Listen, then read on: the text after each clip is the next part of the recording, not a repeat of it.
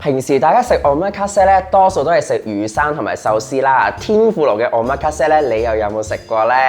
今次咧，我哋去到東京就 book 咗一間連續4年攞咗米芝蓮1星，位於中目黑嘅天婦羅宴。但係咧，你打死都估唔到咧，呢一間咁似鬼屋嘅鐵皮屋入面咧，竟然就係收埋咗呢一間和食餐廳啦。呢一晚咧，我哋每人咧總共食咗20道菜嘅，有和牛啦、鮑魚啦、魚翅啦、好多蝦啦，仲有我人生食過最好食嘅蠔啦，仲有我人生第一次接觸嘅河豚蒸子添。想知呢一間係邊一間隱世餐廳嘅話咧，就記得 like 同埋 subscribe 咗我哋嘅 channel 先。我就帶你哋去食好西啦！大家咧只要喺中目黑2號東口嘅出口行出嚟5分鐘咧，就會到呢一間餐廳噶啦。我啱啱咧咪提到呢一間餐廳好似鬼屋咁樣嘅，其實咧就係主廚咧翻新咗呢一間有100年歷史嘅鐵皮排屋。呢間餐廳咧主要係冇招牌嘅，目的就係為咗保持神秘感，令到我哋估下究竟你有冇去啱地方呢？入到去咧，就會有一個好 modern 嘅日式裝修啦，就係令到我哋有一個強烈嘅反差感。餐廳名 Tempura Miyashiro 咧，其實就係主廚嘅姓嚟嘅。佢咧其實並唔係傳統天婦羅嘅廚師出身，但係佢有32年煮高級和食嘅經驗。佢就希望咧用佢嘅廚藝加埋日本最時令、最新鮮嘅食材咧，用咗5年嘅時間去鑽研點樣去創造出最有新意嘅天婦羅菜式。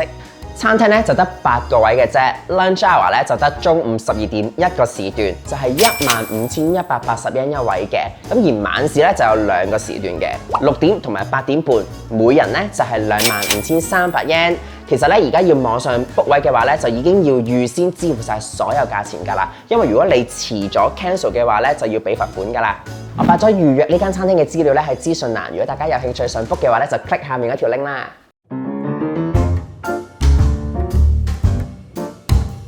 第一道咧上嚟嘅前菜咧係勁大嚿魚翅嘅蒸蛋嚟嘅，勁大嚿魚翅超大嚿，好似魚翅撈蛋咁樣超食。佢個蛋又好滑，然後咧係唔係一絲絲嘅魚翅咯，係一嚿嚿嘅魚翅。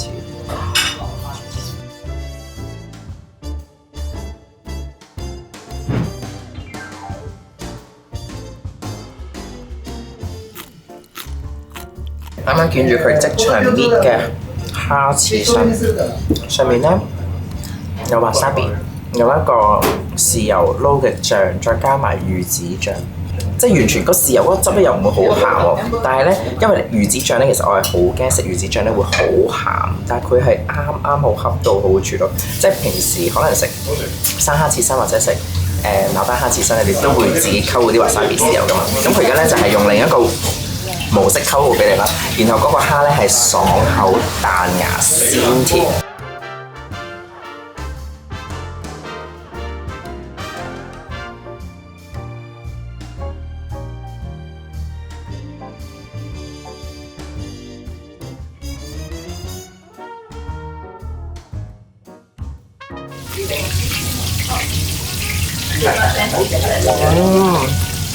呢個好好食。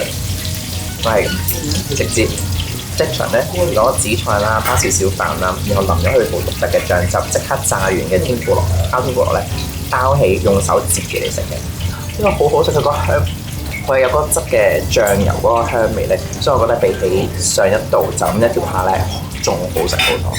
好食，好食啊！呢個仲好食，呢個仲好食。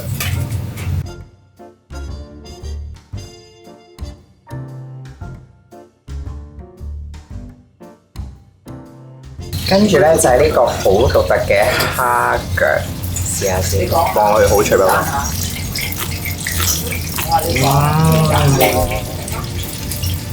好脆卜卜，完全唔係就咁炸粉天婦羅，蝦腳本身已經係脆卜卜，再加埋佢炸完嘅天婦羅，雙重感受，佢燜咗少少蝦肉嘅。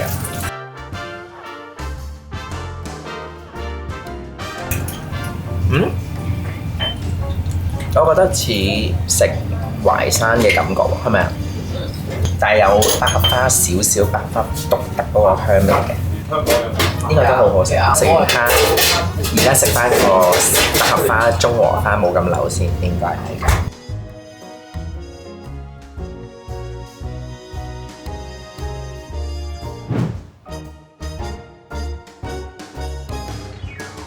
呢個好特別啊！佢嚟到咧係有個 pot 啦，然後下面有個火咧，一路燒住一啲應該係鮑魚裡面嘅汁嚟嘅，一路喺度滾緊嗰個汁啦。然後咧佢就上咗隻鮑魚，你咧夾落去咧，如果你浸住30秒咧，就會係腍身啲；浸住50秒咧就係爽身啲。咁睇下你中意食咩質感啦。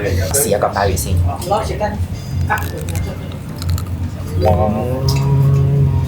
我呢個浸咗30秒左右。好 fresh 喎個鮑魚，個質地咧係啱啱好，一啲都唔韌，完全唔會食到有齋嘅感覺。後尾回翻嚟咧有少少腥味嘅。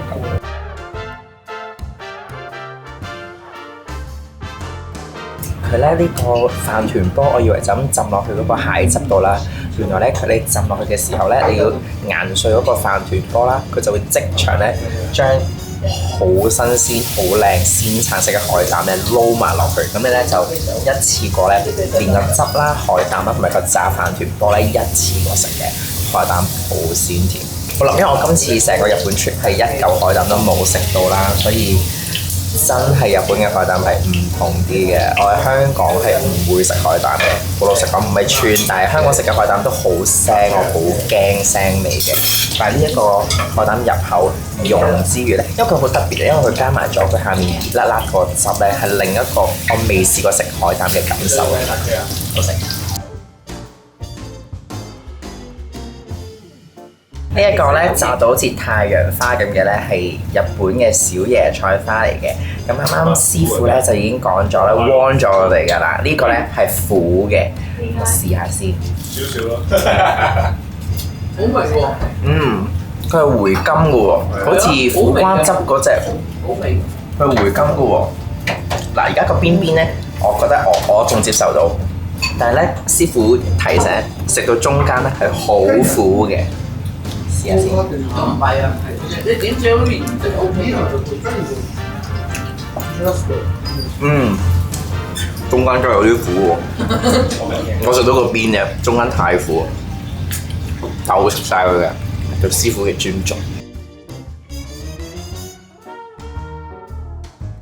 而家咧食完嗰個苦苦嘅椰菜花仔咧，然後就嚟有呢條細細條嘅魚啦，似係我好中意食嘅魚。唔係啊，台灣嗰隻啊，擔肉，係我好中意食魚嗰種質地，即係佢有啲魚咧，咪會一係就好韌，一係就入口咧就好散，然後碎晒咁樣嘅。佢呢個咧係有咬口得嚟咧係唔會韌、唔會硬、唔會鞋，係好好食，啖肉。問咗個日文名咧都唔知道係真係佢係咩魚，我都唔知啊。唔知好好食。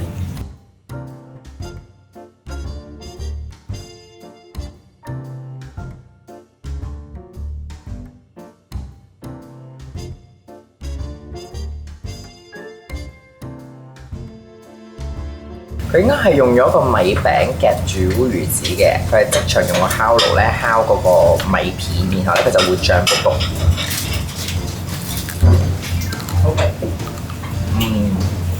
烤米餅嗰個味道咧就似有啲似真係零食嗰隻燒米餅啦。嗱，加埋烏魚子咧，佢同明太子又好唔同喎。明太子大辣啦，同埋散噶嘛，但係呢個烏魚子咧係煙韌嘅，但係佢有回甘嗰個香味走出嚟咯。因為佢比明太子個味咧再濃多少少，上下兩個米餅夾埋咧就中和翻，我覺得啱啱好。其實我哋7個人入面咧，有4個人咧都係唔食蠔嘅，但係呢一道天婦羅蠔咧，即係令我對食蠔咧完全改觀晒咯。我哋都一致認為咧，佢係全晚最好食嘅一味嚟嘅。呢個係即炸嘅生蠔啦，然後佢就上面噴咗啲豉油啦，再攞個紫菜包住嘅。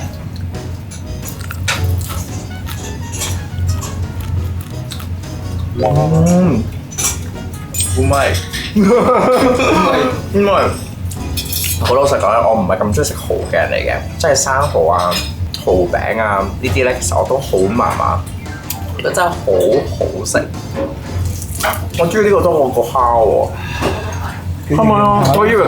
我以為個紫菜蝦咧，我已經係全晚最好食啦，但係我覺得呢個紫菜包蠔咧仲好食。好鮮甜，又係嗰句啦，冇腥味啦，啖啖肉勁肥美啦。佢噴咗嗰個豉油咧，再加埋嗰個紫菜脆卜卜，好好，因為佢係咧炸完之後咧，攞個好似噴香水嘅樽仔啊，佢噴豉油喺個蠔水入面，就唔似茶或者淋咧，好易會失手淋咗好多。但係呢個就咁噴上去咧，好霧化咁樣咧，好好食，恰到好處。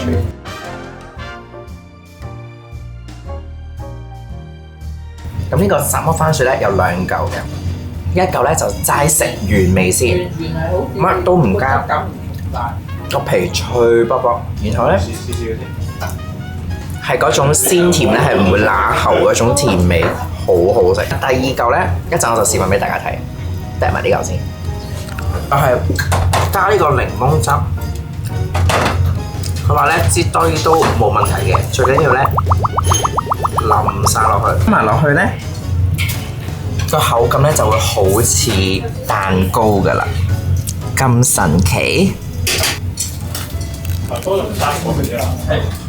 神奇嘅味覺體驗，你知道你食緊番薯，但係個感覺真係似食緊甜品咯，係食緊一個水果蛋糕嘅感覺。但係個質地係番薯嚟嘅，但係個味道真係好似檸檬批、檸檬撻嗰個蛋糕味，因為好甜啊，本身個番薯已經。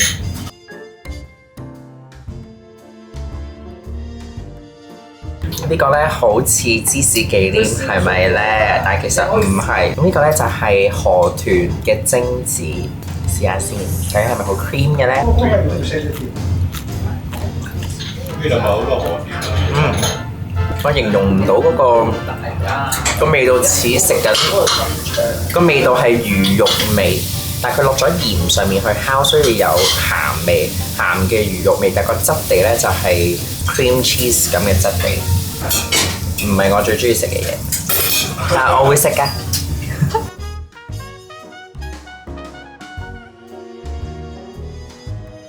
食完滑潺潺嘅蒸子，我哋就食正常嘅菇菇啦。咁呢個咧就係松茸菇嚟嘅，咁嘅菇我不嬲都好中意食嘅。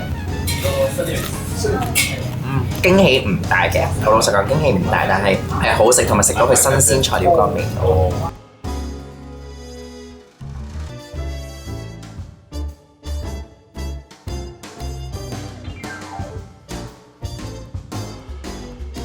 呢個咧係炸黃牛啦，但係咧好得意嘅食法就係咧，佢要俾咗4粒黑椒嚟啦。首先你要放2粒黑椒喺個口度，咬咗佢先。然後咧成個口都係黑椒嘅味道啊！哇，原來新鮮黑椒係咁嘅味啊！我唔知原來新鮮黑椒係咁嘅味喎。辣唔辣？唔辣嘅喎，原來新鮮黑椒好好味嘅喎，好食到走音啊！跟住咧炸呢個牛咧，飲少少佢嘅粗個海鹽。黑椒，唔係啊，好香嘅喎，唔係好辣㗎。佢裏面咧有好薄嘅一片紫蘇葉，但係咧我原諒佢，佢個口好啦，佢嗰啲汁爆湧出嚟㗎，嗰個牛嗰汁。係啊，本身我真係唔中意食紫蘇葉，但係因為黑椒嗰個味道咧，中和翻晒成個味道咧，真係好似食緊黑椒牛扒咁，好好食。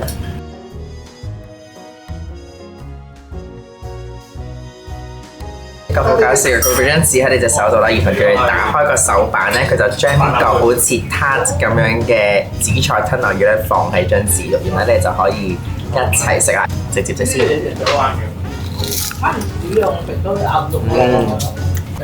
原來炸紫菜間吞拿魚係天作之合嘅，一樣係冇吞拿魚嗰個結味嘅，好 fresh。佢唔係大拖羅，但係咧，因為可能得咗變做蓉咧，我覺得都好易入口，一啲筋都冇，一啲都唔痕，好鮮甜，亦都唔需要再撈任何豉油啊，撈任何醬啊，就咁食佢吞拿魚個味，再加紫菜咧已經糊夠味啦，脆卜卜，真係好似食緊一個撻咁樣，好好食。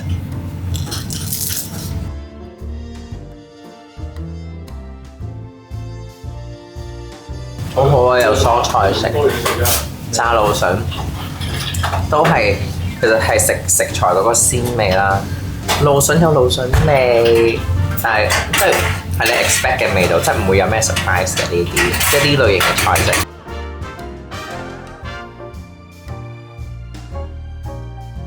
嗱，跟住咧又再上多條魚喎，個魚咧個樣其實有啲似第一條魚嘅，但係咧個魚嘅特別之處咧就係佢已經係熟成過嘅魚嚟嘅，咁即係佢個味道應該會再鮮味啲。咁師傅咧就提醒我哋咧，千祈唔好點嘢住，咁第一啖咧一定要食咗佢本身嘅味道先。可以啊，都好好食嘅，唔係好食得出同第一條最大分別嘅位係點？我反而 prefer 第一條多啲，因為第一條魚嗰個肉質係真係啖啖肉，係我中意食個肉嗰個質感。但係呢個咧係偏扁身啲嘅個肉體。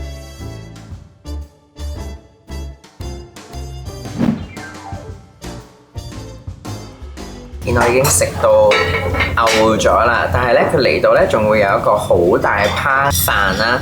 阿主廚咧就炸咗個好大個啦，就係將蘆筍啦、蝦啦同埋帶子咧 mix 咗做一個海鮮餅。然後咧佢就咧再將個海鮮餅咧放落去硬碎佢撈咧就變咗呢一個啦。我飯桶嚟㗎，不過我覺得好好㗎。因為咧，可能個飯本身就帶少少酸，唔會覺得流。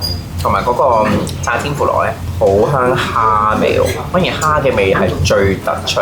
佢好細心嘅，佢係問啊，你哋仲食到幾多飯啊？個份量要預幾多啊？咁啊就其實已經好飽啊！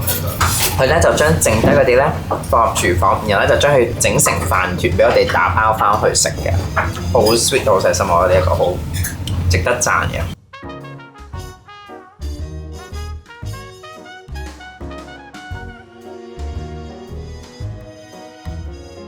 我哋嚟到成餐嘅尾聲啦！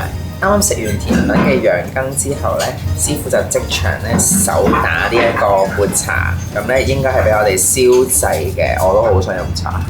因為食完咁多炸嘅，即佢係好膩，成個人都好膩。因為佢係就咁打個抹茶出嚟，所以冇加任何甜味嘅，所以係 perfect 嘅。如果再有甜嘅咧，我應該即刻反胃。